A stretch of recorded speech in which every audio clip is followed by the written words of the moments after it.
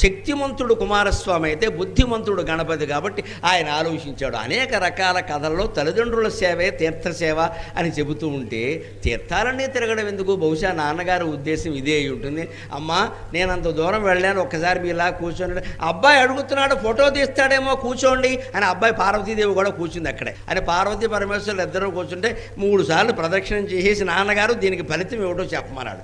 జై గణేష్ అన్నాడంతే, తిరుగులే. మార్కులు వేసేసి మొత్తం లెటర్ చేసి. అంటే సారాంశం ఏం తెలుస్తోంది? తారీఖులు, దస్తావేజులు ఇవి కాబోయే చరిత్ర సారం అని అది వెతకూడదు. దీని సారం ఏమిటి? దీని సారాంశం ఏమిటి? నువ్వు నీ బాధ్యతలు చెయ్యనప్పుడు భార్య పట్ల, భర్త పట్ల, పిల్లల పట్ల, తల్లిదండ్రుల పట్ల నీ బాధ్యతలు చేయడం 100 పుణ్యక్షేత్రాలు తిరిగి కూడా దండగా ఉపయోగం తీసేయి. మొత్తం బాధ్యత చేయడమే ముఖ్యం. బాధ్యత కోసం దైవారాధన మానేసినా పర్వాలేదు, దైవారాధన కోసం బాధ్యతలు మానేయకూడదు. అదే వినాయక ప్రాతస్మరణ స్తోత్రంలో 2వ శ్లోకం తాత్పర్యం.